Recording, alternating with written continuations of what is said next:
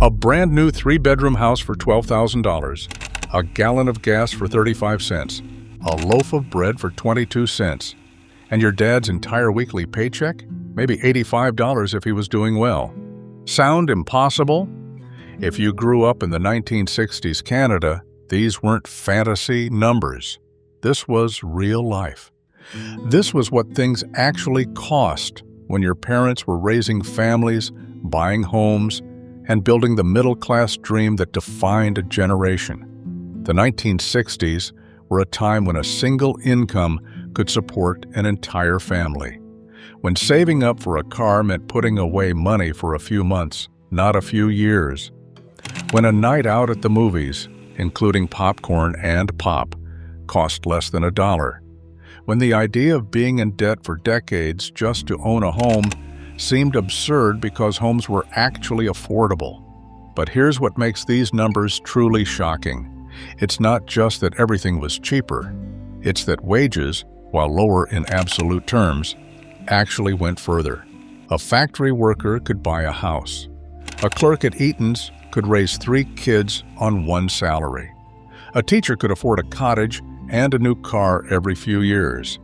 In this video, we're going to walk through exactly what things cost in 1960s Canada, and more importantly, what those costs meant for everyday families, from housing to groceries to entertainment to the luxuries that made life worth living. Some of these prices will make your jaw drop.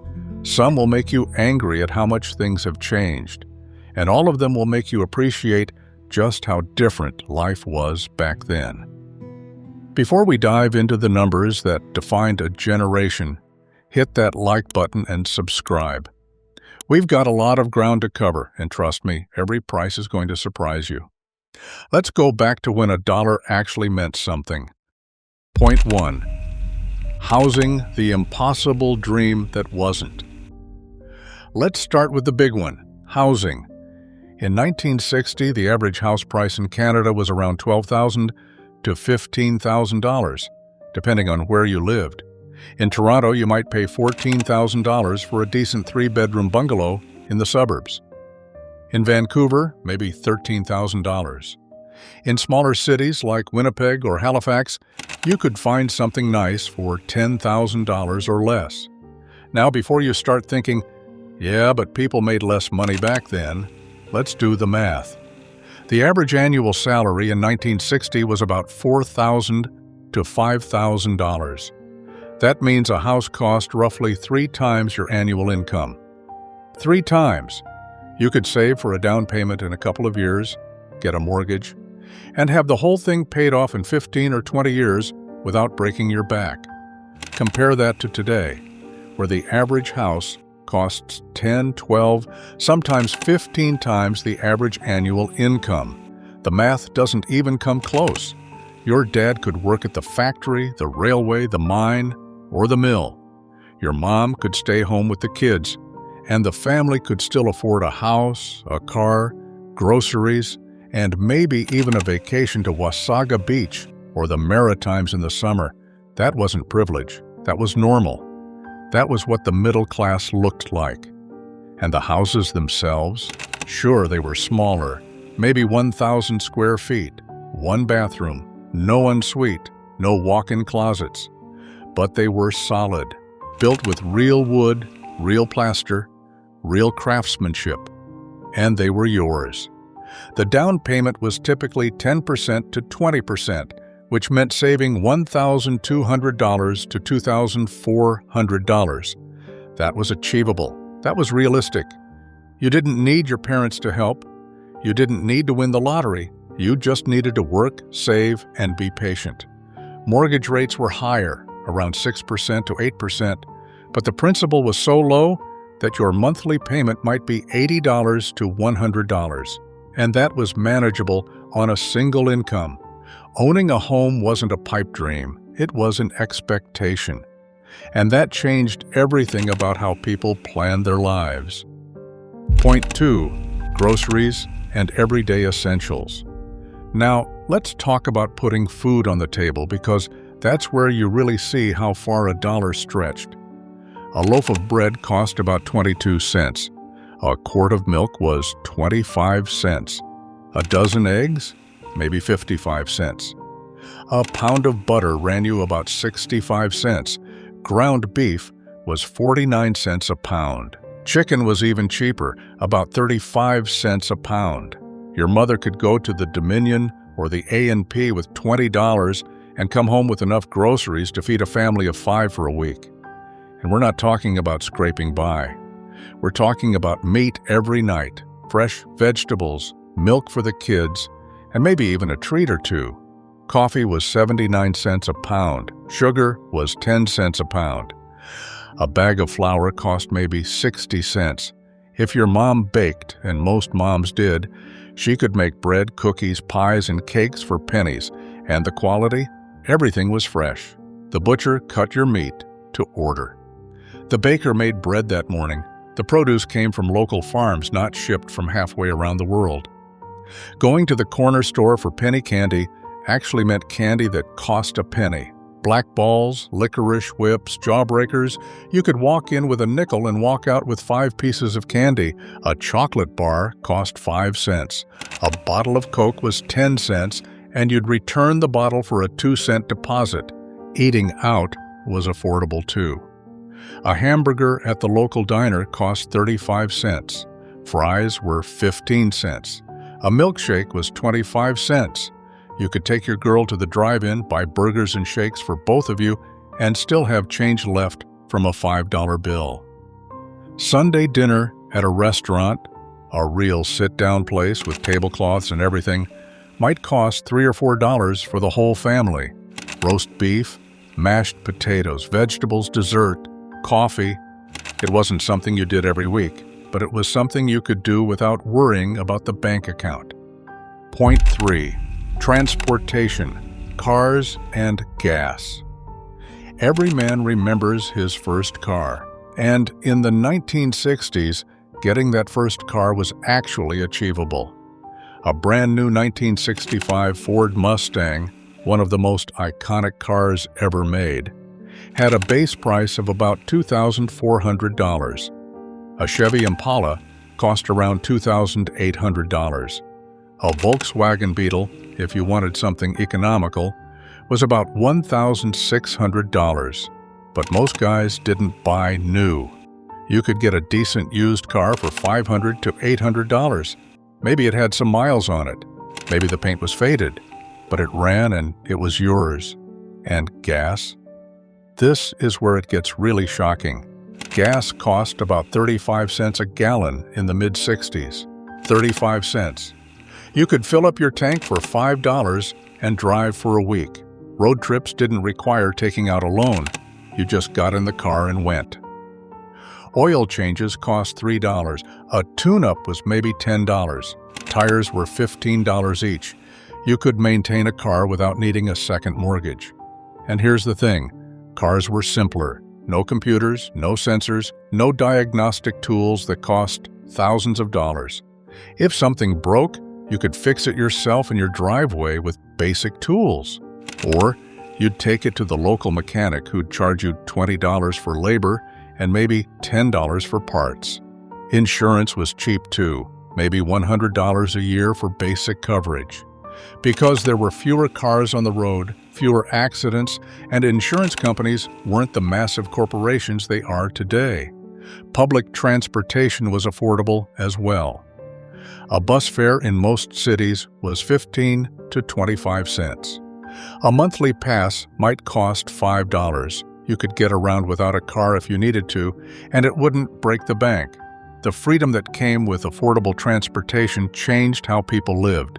You could drive to work, drive to the cottage on weekends, take the family on vacation across the country, and none of it required going into debt. Point 4. Entertainment and leisure. Life wasn't all work and bills. People had fun. And having fun didn't cost a fortune. A movie ticket cost 75 cents for adults, maybe 25 cents for kids. You could take the whole family to the cinema for $3. Add in popcorn and drinks, and you're still under $5 for an entire evening of entertainment. The drive-in was even better. $1 per car, no matter how many people you crammed in. You'd load up the station wagon with kids, blankets, and snacks from home and watch a double feature under the stars. Hockey games were accessible too. A ticket to see the Leafs or the Canadiens at Maple Leaf Gardens or the Forum might cost $3 to $5 for decent seats. Not rinkside, but good enough to see the action. And if you wanted to splurge on rinkside seats, maybe $10. Going to the CNE or the Calgary Stampede cost maybe $1 for admission. Rides were 10 or 25 cents each. You could spend an entire day there for $5 and come home with prizes and memories. Bowling was 35 cents a game. You could bowl 3 games, rent shoes, and buy a pop for $2. Fishing and hunting licenses were cheap, maybe $5 for the season. A weekend at the cottage, if you were lucky enough to have one, cost nothing but gas and groceries. And if you didn't have a cottage, camping in provincial or national parks cost $2 a night. Records, vinyl LPs, cost about $3 to $4 each. You'd save up, go to Sam the Record Man and buy the latest Beatles or Rolling Stones album, and you'd play it until the grooves wore out. Books were cheap too. A paperback novel cost 50 cents. A magazine was 25 cents. A newspaper was 10 cents. Entertainment and information were accessible to everyone, not just those who could afford it. Point 5. Clothing and personal items. Getting dressed didn't require a credit card. A man's suit from Eaton's or Simpson's cost about $40 to $60. A good one that would last for years. Dress shirts were $3 to $5. Ties were $2. A pair of leather shoes cost $10 to $15. For everyday wear, a pair of jeans cost $3 to $4. T-shirts were $1. Work boots were $12. You could outfit yourself for work for under $30. Women's dresses cost $8 to $15. A good winter coat was $30 to $40. Shoes were $5 to $10. Kids' clothes were even cheaper because they'd outgrow them anyway, and people took care of their clothes. You didn't throw things away because they were out of style. You wore them until they wore out, then you patched them and wore them some more. Socks got darned, pants got hemmed, coats got passed down. Haircuts cost $1.50 for men, maybe $3 for women. A shave at the barber was 50 cents. Personal care was simple and affordable. Cigarettes, for those who smoked, cost about 35 cents a pack. A case of beer was $3. A bottle of rye was $5. Even vices were affordable. Point 6. Education and health care. Here's where the differences become even more stark. University tuition in the 1960s was about $400 to $600 per year. Total. Not per course. Not per semester. Per year. You could work a summer job, save your money, and pay for your entire year of university without taking out loans. Books might cost another $100. Room and board, if you lived on campus, was maybe $800 for the year. A kid could graduate with a degree and zero debt. Zero.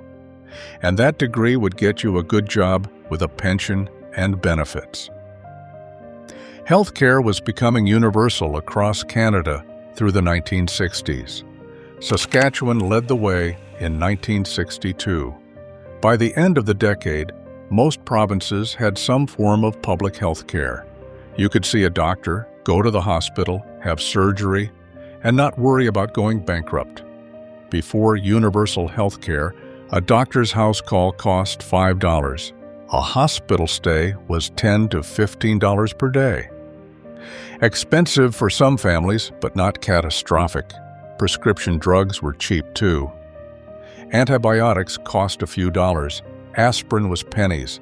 The idea of choosing between medication and groceries didn't exist for most people. Point 7. What it all meant. So what does all this add up to? In the 1960s, a family could live comfortably on $5,000 a year. They could own a home, drive a car, feed their kids, take a vacation, save for retirement, and still have money left over for emergencies. The cost of living wasn't just lower. The ratio between wages and expenses was fundamentally different. Work paid enough to live. That's the part we've lost. Your grandfather didn't need a side hustle. Your grandmother didn't need to work 2 jobs. They worked their 40 hours, came home, and had time for family hobbies and community. The stress that defines modern life, the constant worry about money, about making ends meet, about whether you'll ever own a home or retire comfortably, that wasn't the default setting for most families in the 1960s. Life was simpler because it could be, because the economics allowed it. Close your eyes one more time. It's 1965. Your dad comes home from work, hangs his hat by the door, and sits down to dinner with the family. The mortgage payment is $90 a month. The car is paid off. There's money in the savings account, and nobody's worried about tomorrow because tomorrow looks pretty good. The 1960s weren't perfect. We know that. But the cost of living, the relationship between work and wages, the ability to build a life without drowning in debt, that was real. That was achievable. And that's what we've lost. These prices aren't just numbers, they're a window into a different world, a world where hard work was enough, where the middle class wasn't a myth, where the Canadian dream was something you could actually reach. What price shocked you the most? What do you remember paying for things in the 60s? Share your memories in the comments. Let's keep this conversation going. If this video made you think about how much has changed, hit that like button and subscribe. Share it with someone who remembers when a dollar could actually buy something. Because these memories matter. This history matters. Thanks for watching. And remember, the past isn't just nostalgia, it's proof that things can be different.